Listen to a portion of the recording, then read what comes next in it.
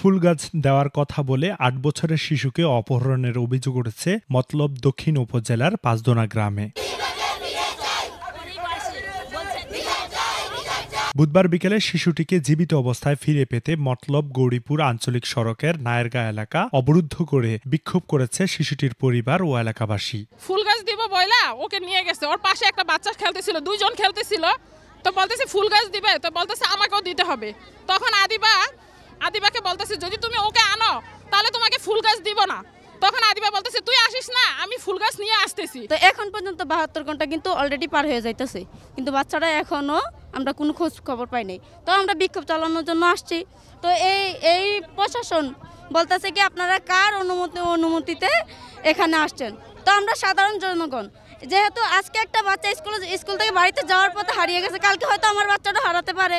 তাই জন্য আপনাদের কাছে আমাদের আকুল আবেদন, এই বাচ্চাটারে মানে আজকে রাত্রের মধ্যে যেভাবে হোক আপনারা বাইর করে দেন, তা না হলে আমরা কালকের থেকে রাস্তায় একটা গাড়িও চলতে দেব না। আর কিচ্ছু চাই না, আমাদের সন্তান এখন পর্যন্ত আমাদের ঘরে কেন যায় না? আমরা ঘুমাইতে পারি না, আমরা খাইতে পারি না, আমাদের বাচ্চা কেন আসে না এখন পর্যন্ত? প্রশাসন কেন কিচ্ছু করে না?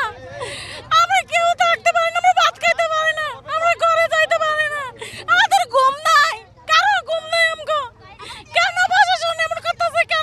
কেন বিচার না? আমরা চাইতাছি না, আমরা আসামি ধরাই দিছি, কেন এরা এখনো কিছু করতে পারতেছে না? আমরা শুধু এই বিচারটা চাই, আমাদের সন্তান আমগো কাছে চাই না দেখ, আমরা আর কিচ্ছু চাই না। আমরা যদি আমাদের সন্তান আসে আমরা কেউ কোনো ক্ষতি করতে চাই না, আমাদের বাচ্চা আমগো বাচ্চা আমগো বুকে আই না দেখ। 20 জানুয়ারি সোমবার বিকেলে বান্ধবীর সাথে খেলছিল তৃতীয় শ্রেণীতে পড়ুয়া পাঁচদোনা গ্রামের আলাউদ্দিনের মেয়ে আদিবা ইসলাম। সেখান থেকে প্রতিবেশী মুজিব ফকিরের ছেলে ইমন ফুল গাছ দেওয়ার কথা বলে নিয়ে যায় শিশুটিকে। দুদিন পার হয়ে গেলেও শিশুটি পরিবারের কাছে ফিরে আসেনি। ওই দিন একটা স্যারে কয়ালো তোমার আমি গোলাপ ফুল দিব আইও, ওইরা কয়া তো দিয়া লইয়া গেছে।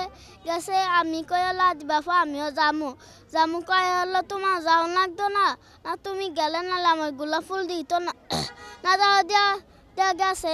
আমি বইয়া রয়েছি, তাহলে আইয়ে না আমি যে দি কয়াল যে দিয়া কয়ালো লাদিবাই আমি কয়ালো ও হেবাই গোলাপ ফুল আনতে গেছে। তো আমি বইয়া রয়েছি, আমি বাইক গেছি বাইক যায় কয়ালো আম্মু আদিবা ফলো হেবাই গোলাপ ফুল আনতে গেছে।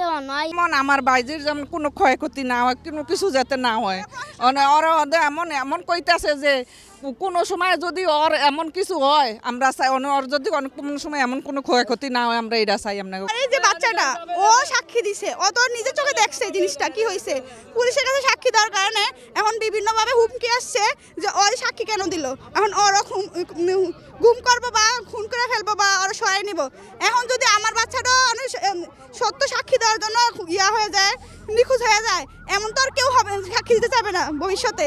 এখন আমার বাচ্চা নিরাপত্তা চাই। 8 বছর বয়সী আদিবাকে ফিরে পেতে মতলব থানায় অভিযোগ করার পর অভিযুক্ত ইমনকে আটক করেছে মতলব থানার পুলিশ। ফেরে করছে, ওরাও কোনো মার সন্তান, আমরা ক্ষমা করে দিব, ওরা আসুক। এই মিডিয়ার সামনে আমি কথা দিচ্ছি, আপনাদের সবার সামনে কথা দিচ্ছি, আমাদের আদিবাকে ফিরে দেখ, আমাদের আদিবা আমাদের কোলে আসুক, আমরা সব ক্ষমা করে দিব। টাকা পয়সা চাক, ওরা কত টাকা যাবে, কত লাখ টাকা যাবে, আমরা দিয়ে দিব। আমাদের সাথে যারা আমাদের হেল্প করে তাদেরকে হুমকি দেয় যে তুই ওর সাথে সাহায্য কর, তোর বাচ্চারও নিমুগা, আর 3 দিন অপেক্ষা কর, তোর বাচ্চা মাদ্রাসায় যায়, তোর বাচ্চারও নিমুগা, তখন তুই কিরবি আরেকজনের সাহায্য করস, এমন হুমকি আসে। তারা যারা কিডন্যাপ করছে বাংলাদেশ এরা নতুন করে স্বাধীন হয়েছে, তাতে কিসের স্বাধীন? তাহলে যে বিচার কোনো হয় না? আজকে 4 দিন 3 দিন হয়ে গেছে, কোনো বিচারই নাই। কিসের এটা বাংলাদেশ? কিসের আইন? কিসের কোনো এটা কোনো বিচারই পাইতাছি না।